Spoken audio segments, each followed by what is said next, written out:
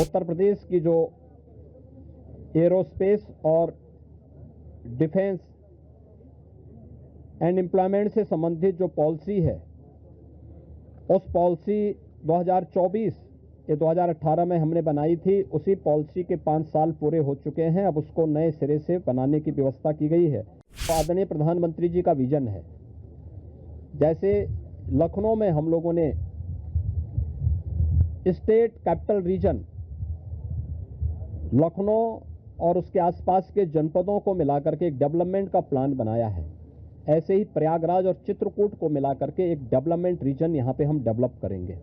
मुझे पूरा विश्वास है कि अगली बार जब कुंभ के साथ उत्तर प्रदेश जुड़ेगा तो इन सब इंफ्रास्ट्रक्चर का लाभ आने वाले श्रद्धालुओं को प्राप्त होगा। महाकुंभ में आए हुए सभी पूज्य संतों और सभी श्रद्धालुओं के साथ ही लोकतंत्र के सजग प्रहरी के रूप में आप सभी मीडिया से जुड़े हुए प्रतिनिधियों का पूरे मंत्री परिषद की ओर से हृदय से स्वागत करता हूं। महाकुंभ में पहली बार उत्तर प्रदेश का संपूर्ण मंत्री परिषद उपस्थित है। हमारे सहयोगी सभी मंत्रियों ने आज यहां पर बहुत सारे मुद्दों पर चर्चा की है। प्रदेश के विकास से जुड़े हुए जो नीतिगत निर्णय हैं, उन मुद्दों पर चर्चा हुई है। इसके अलावा यहां पर अन्य महत्वपूर्ण मुद्दों के साथ साथ प्रयागराज के विकास से जुड़े हुए मुद्दों पर भी चर्चा हुई है।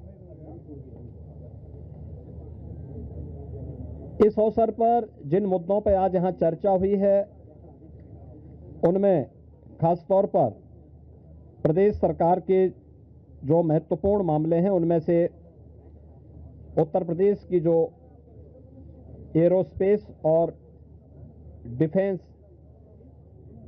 एंड एम्प्लॉयमेंट से संबंधित जो पॉलिसी है, उस पॉलिसी 2024 ये 2018 में हमने बनाई थी। उसी पॉलिसी के 5 साल पूरे हो चुके हैं। अब उसको नए सिरे से बनाने की व्यवस्था की गई है।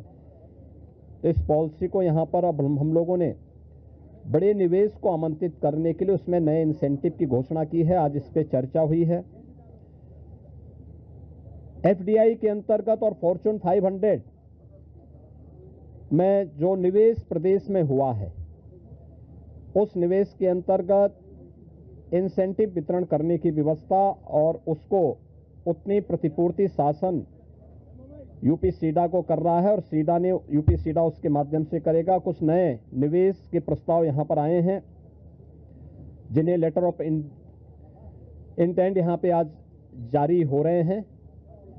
इनमें एक मिर्जापुर का है, 10,000 करोड़ रुपए से अधिक का निवेश का है, एक मुरादाबाद का है और अन्य 2 प्रस्ताव जिन पर आज यहां पर लेटर ऑफ इंटेंट के बारे में चर्चा हुई है। युवाओं को स्मार्टफोन और टैबलेट उपलब्ध कराने की भी स्कीम को यहां पे व्यवस्था दी गई है और यह युद्ध स्तर पर अगले कुछ समय के लिए सरकार ने इसके लिए धनराशि की व्यवस्था की। इसको हम उस कार्यक्रम की भी चर्चा हुई है।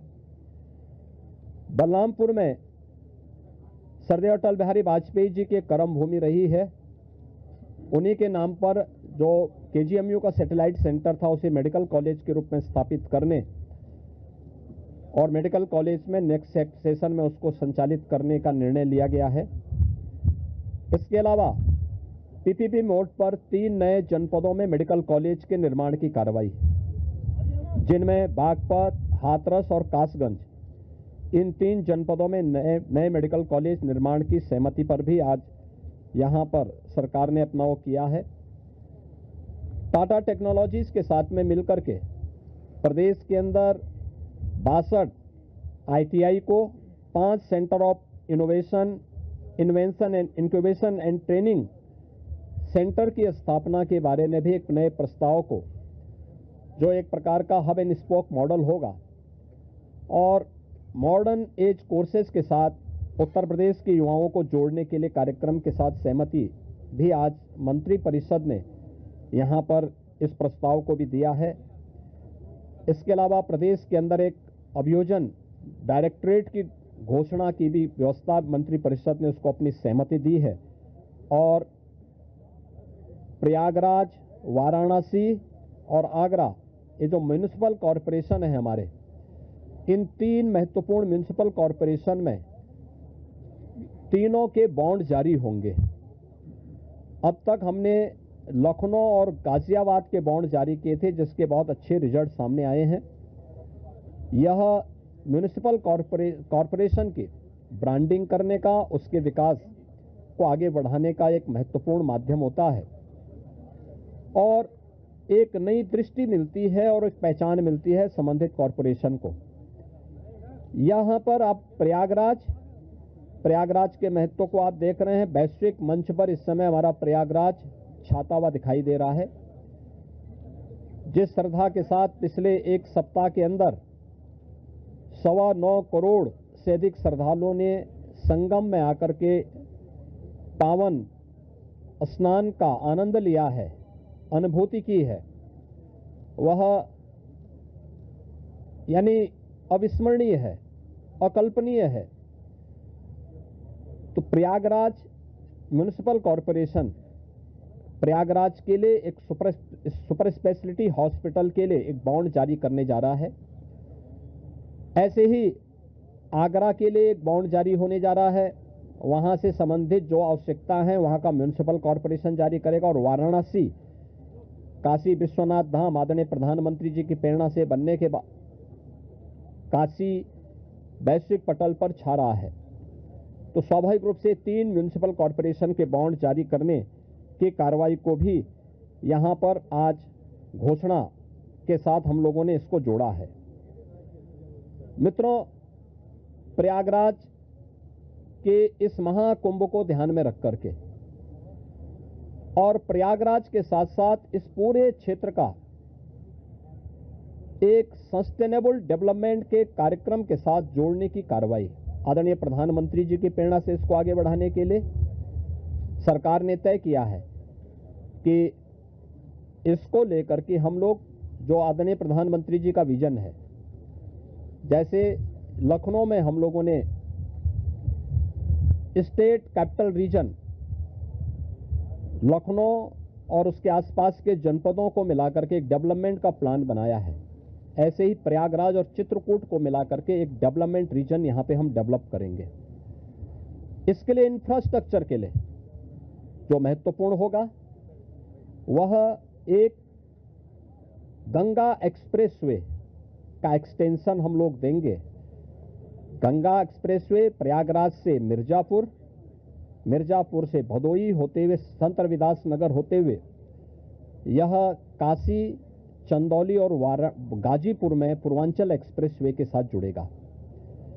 इसके अलावा वाराणसी और चंदौली से यही एक्सप्रेसवे सोनभद्र को जोड़ते हुए नेशनल हाईवे के साथ जुड़ेगा। तो यह इंफ्रास्ट्रक्चर की दृष्टि से जैसे प्रयागराज में प्रयागराज चित्रकूट डेवलपमेंट रीजन यहां पे हम लोग तैयार करने जा रहे हैं, वैसे ही वाराणसी में भी वाराणसी बिंद एक डेवलपमेंट रीजन वहां पे भी डेवलप करने की कार्रवाई पर नीति आयोग के साथ मिलकर के इस कार्यक्रम को तेजी के साथ आगे बढ़ाया जा रहा है। तो ये डेवलपमेंट के वे रीजन होंगे जो वास्तव में यहां की न केवल पर्यटन की दृष्टि से बल्कि आर्थिक उन्नयन में और यहां पे रोजगार सृजन में बड़ी भूमिका का निर्वहन करेंगे। उस प्रकार का इंफ्रास्ट्रक्चर की दृष्टि से एक्सप्रेसवे एक तो ये एक्सटेंशन हम लोग इसको करने जा रहे हैं जो प्रयागराज, बिंद और काशी एक्सप्रेसवे के रूप में इसे हम लोग जानेंगे। दूसरा है चित्रकूट और प्रयागराज के गंगा एक्सप्रेसवे को जोड़ने के लिए बुंदेलखंड एक्सप्रेसवे को गंगा एक्सप्रेसवे के साथ यहां पर भी जोड़ने की एक कार्रवाई को आगे बढ़ाना, जो चित्रकूट की दूरी को प्रयागराज के साथ जोड़ सके और रीवा हाईवे जो नेशनल हाईवे है, इस हाईवे को भी एक सुविधा इस एक्सप्रेसवे के साथ, गंगा एक्सप्रेसवे के साथ या फिर बुंदेलखंड एक्सप्रेसवे के साथ जुड़ने का एक अवसर प्राप्त होगा। तो ये 2 महत्वपूर्ण के साथ साथ प्रयागराज की अपनी आंतरिक चैलेंजेज हैं, ट्रैफिक के चैलेंजेज हैं, और इसमें हम लोगों ने अभी से यहाँ पर पहले आदरणीय प्रधानमंत्री जी की प्रेरणा से भारत सरकार के राष्ट्रीय राजमार्ग विभाग ने लखनऊ रायबरेली होते हुए प्रयागराज की दूरी को बहुत आसान किया है, जिसमें गंगा नदी पे एक 6 लेन का ब्रिज भी बन रहा है। इस समय हमने उसकी एक व्यवस्था स्टील ब्रिज दिया है इस पूरे महाकुंभ के दौरान, जो प्रॉपर रूप से कार्य कर रहा है, लेकिन वो नया ब्रिज भी समय रहते हुए कंप्लीट हो जाएगा। ऐसे ही अन्य कनेक्टिविटी के लिए यहाँ से मिर्जापुर, जौनपुर, वाराणसी, आजमगढ़, गोरखपुर की कनेक्टिविटी को बनाए रखने के लिए यहाँ पर जो मांग हो रही थी, प्रयागराज शहर की तरफ से सलौरी और हेतापट्टी के बीच में, झूसी के बीच में इस पूरे ब्रिज को बनाने की एक कार्रवाई को, 4 लेन के एक ब्रिज को सरकार इसको बनाएगी। दूसरा, रीवा की तरफ से और जो आपके अरेल की ओर से जो यहाँ पे प्रेशर है यमुना जी के ब्रिज पे, सिग्नेचर ब्रिज आज से 20 साल पहले बनकर के तैयार हुआ था। आज यहाँ पर उसकी दृष्टि से बहुत महत्वपूर्ण आवश्यकता यहाँ पर है कि उसके पैरेलल एक नया ब्रिज बने। तो सिग्नेचर ब्रिज के पैरेलल यमुना जी में भी एक नए ब्रिज को हम अपनी सहमति, कैबिनेट ने अपनी सहमति दी है कि हाँ, शास्त्री ब्रिज के पैरेलल तो हम उसके साथ कर ही रहे हैं और इसको भी हम उसके साथ जोड़ेंगे। तो ये महत्वपूर्ण घोषणाएं प्रयागराज के इंफ्रास्ट्रक्चर, यहाँ के सस्टेनेबल डेवलपमेंट की दृष्टि से, डेवलपमेंट और रोजगार की दृष्टि से, और आने वाले समय में यहाँ के नागरिकों के जीवन स्तर को और बेहतर बनाने की दिशा में जो आदरणीय प्रधानमंत्री जी की प्रेरणा है, उसको आगे बढ़ाने के लिए ये कुछ घोषणाएं आज यहाँ पर कैबिनेट ने जिस पे चर्चा की है, अपनी सैद्धांतिक सहमति दी है। और मुझे पूरा विश्वास है कि अगली बार जब कुंभ के साथ उत्तर प्रदेश जुड़ेगा तो इन सब इंफ्रास्ट्रक्चर का लाभ आने वाले श्रद्धालुओं को प्राप्त होगा।